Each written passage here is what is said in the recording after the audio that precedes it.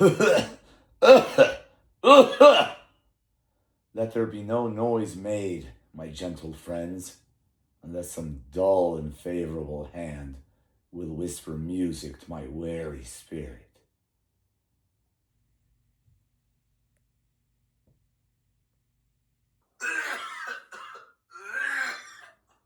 Call for the music in the other room.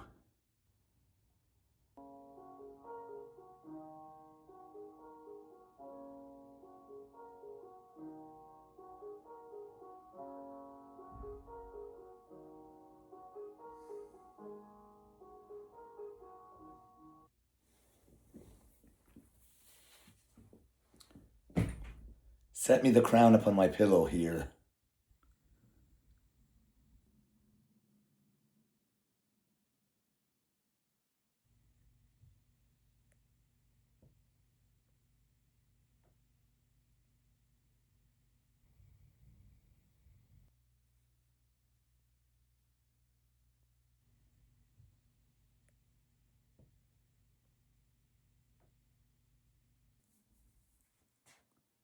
His eye is hollow, and he changes much.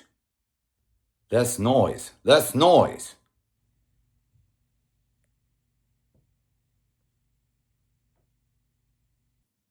Who saw the Duke of Clarence? I am here, brother, full of heaviness. How now? Rain within doors and none abroad? How doth the king? Exceeding ill. Heard he the good news yet? Tell it him. He altered much upon the hearing it. If he be sick with joy, he'll recover, without physic. Not so much noise, my lords. Sweet prince, speak low. The king your father is disposed to sleep. Let us withdraw into the other room. Will it please your grace to go along with us? No, I will sit and watch here. By the king.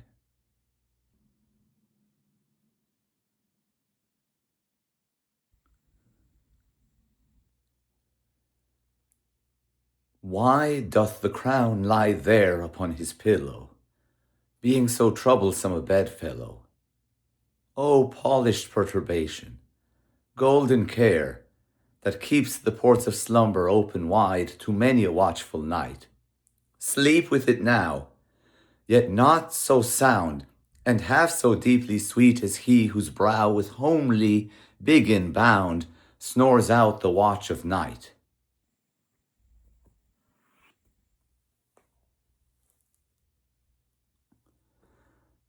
O Majesty, when thou dost pinch thy bearer, thou dost sit like a rich armor, worn in heat of day that scalds with safety. By his gates of breath, there lies a downing feather which stirs not. Did he suspire? That light or weightless down perforce must move. My gracious lord, my father, this sleep is sound indeed. This is a sleep that from this golden rigol hath divorced so many English kings. Thy due from me is tears and heavy sorrows of the blood, which nature, love, and filial tenderness shall, O dear Father, pay thee plenteously. My due from thee is this imperial crown, which, as immediate as thy place and blood, derives itself to me.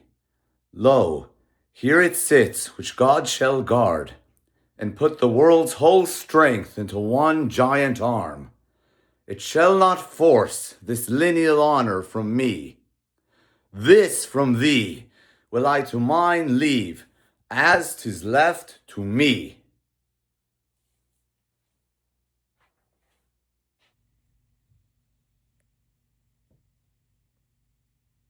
Warwick, Gloucester, Clarence. Doth the king call? What would your majesty? How fares your grace? Why did you leave me here alone, my lords?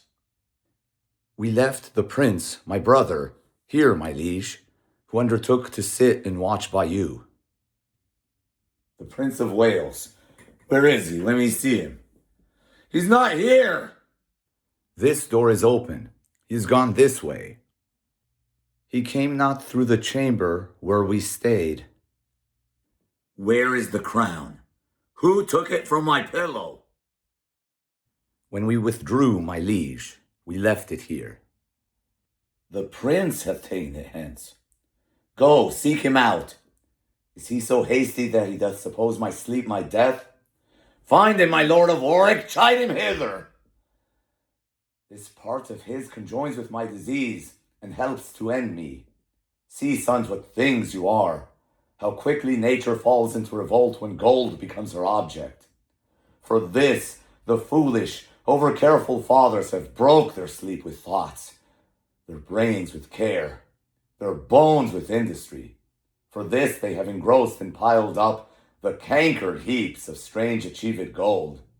For this they have been thoughtful to invest their sons with arts and martial exercises, when like the bee, culling from every flower the virtuous sweets, our thighs packed with wax, our mouths with honey, we bring it to the hive, and like the bees, are murdered for our pains.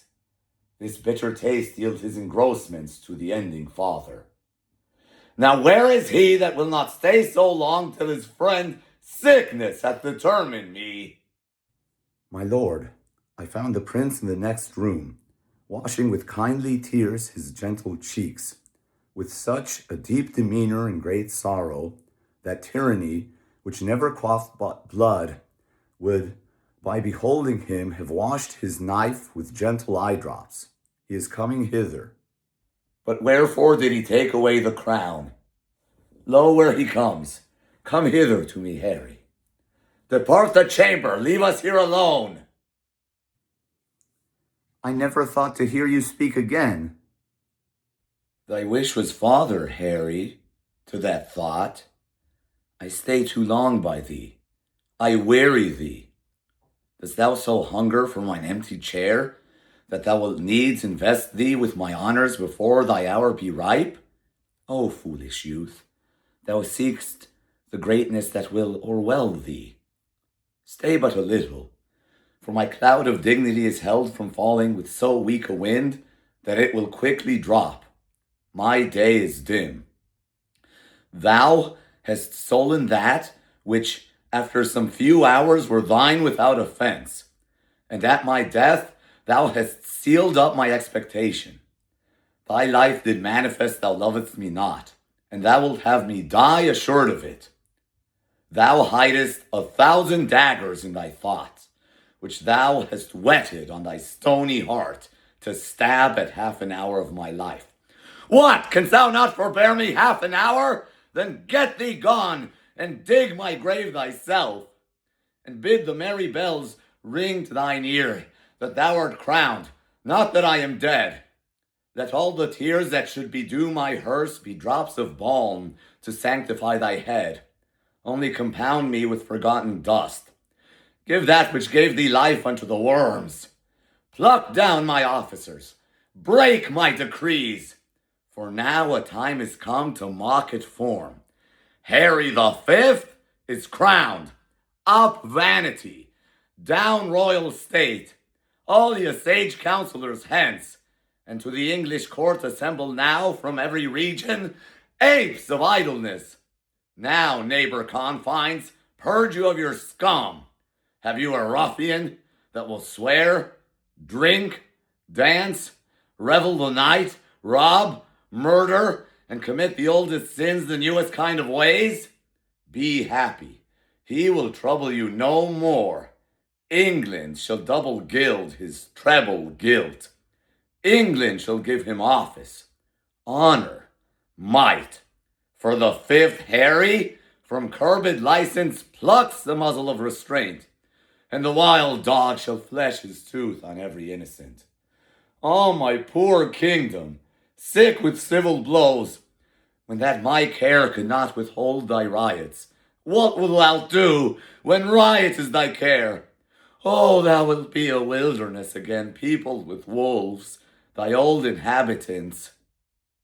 Oh, pardon me, my liege, but for my tears, the moist impediments unto my speech, I had forestalled this dear and deep rebuke, ere you with grief it spoke, and I had heard the course of it so far.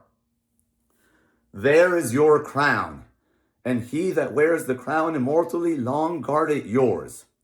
If I affect it more than as your honor and as your renown, let me no more from this obedience rise, which my most inward true and duteous spirit teacheth. This prostrate and exterior bending, God witness with me. When I here came in and found no course of breath within your majesty, how cold it struck my heart. If I do feign, oh, let me in my present wildness die, and never live to show the incredulous world the noble change that I have purposed, coming to look on you, thinking you dead, and dead almost, my liege, to think you were. I spake unto this crown as having sense, and thus upbraided it. The care on thee depending hath fed upon the body of my father. Therefore thou, best of gold, art worst of gold. Other less fine in carat is more precious, preserving life in medicine potable. But thou, most fine, most honored, most renowned, hast eat thy bearer up. Thus, my most royal liege, accusing it, I put it on my head, to try with it as with an enemy that had before my face murdered my father, the quarrel of a true inheritor. But if it did infect my blood with joy, or swell my thoughts to any strain of pride, if any rebel or vain spirit of mine did with the least affection of a welcome give entertainment to the might of it, let God forever keep it from my head, and make me as the poorest vassal is, that doth with awe and terror kneel to it. O my son, God put it in thy mind to take it hence, that thou mightst win the more thy father's love, pleading so wisely in excuse of it. Come hither, Harry, sit thou by my bed, and here I think the very latest counsel that ever I shall breathe. God knows, my son, by what bypaths and indirect, crooked ways I met this crown, and I myself know well how troublesome it sat upon my head. To thee it shall descend with bitter quiet, better opinion, better confirmation. For all the soil of the achievement goes with me into the earth. It seemed in me but as an honor snatched with boisterous hand, and I had many living to upbraid my gain of it by their assistances, which daily grew to quarrel and to bloodshed, wounding supposed peace. All these bold fears, thou seest, with peril I have answered, for all my reign hath been but as a scene acting that argument, and now my death changes the mode. For what in me was purchased falls upon thee in a more fairer sort, so thou the garland wearest successively.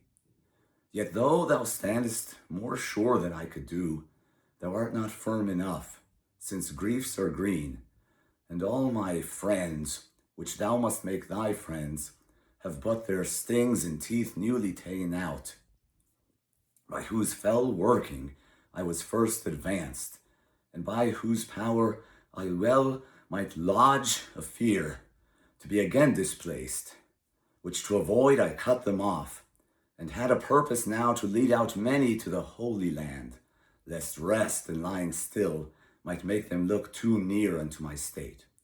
Therefore, my Harry, be it thy course to busy giddy minds with foreign quarrels, that action, hence borne out, may waste the memory of the former days. More would I, but my lungs are wasted so, that strength of speech is utterly denied me.